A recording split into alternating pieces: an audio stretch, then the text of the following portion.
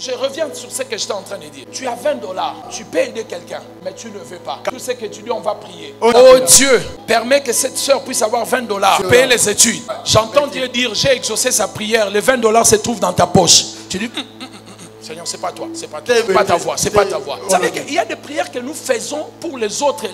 L'exaucement, c'est dans nos poches. Seigneur, pense vraiment à cette soeur, pense vraiment à ses frères. Dieu dit, mais c'est toi l'exaucement. Va retirer 100 $ sur ton compte. Tu dis non. Voyez mes frères et sœurs, souvenir à sauver cette famille. Frères et sœurs, je ne sais pas par où vous passez, mais vous devez savoir, vos bonnes œuvres doivent être faites, être connues. Ce n'est pas mauvais. Quand vous faites une bonne chose, ça finira par parler.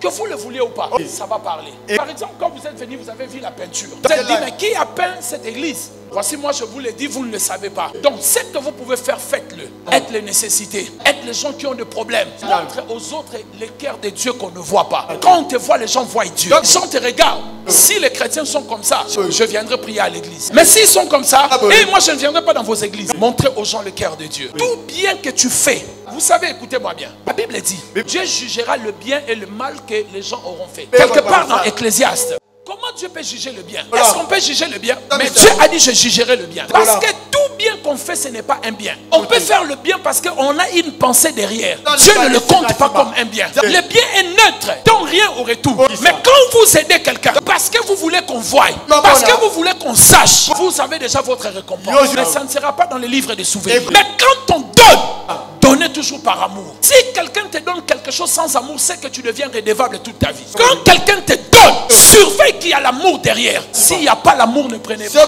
Amen. Vous voulez que je vous démontre que vous donnez sans amour et que vous ne donnez pas pour Dieu? C'est quand vous dites, il m'a déçu. Après tout ce que j'ai fait pour lui. Mais si tu avais fait pour Dieu, tu ne peux pas être déçu. Tu l'avais fait pour lui. Tu l'avais fait pour Dieu. Comme tu l'avais fait pour que lui soit redevable. Mais comme il n'est pas redevable, c'est pour cela que tu es déçu. Donnez avec amour. Et tout bien qu'on fait sans amour, sans l'aide de Dieu, n'apporte pas la récompense. Il y a des choses qu'on fait par nature. Si j'achète quelque chose pour mon père, ce n'est pas un bien. C'est la loi de la nature. Si je nourris mes enfants, s'ils voyagent, c'est normal.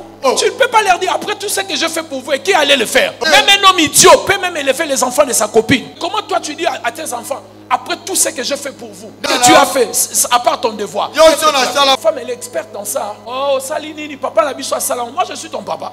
Notre papa aussi faisait cela. Mais moi, je suis pas votre papa. Est-ce que moi, j'ai le même niveau d'argent que lui? Mais elle a raison. C'est qu'une personne fait naturellement ne peut pas être comptée comme une récompense, puisse avoir une récompense. Mais tout ce qu'on fait, sans pour autant attendre quelque chose au retour, ce sont les biens que Dieu nous redonne au retour.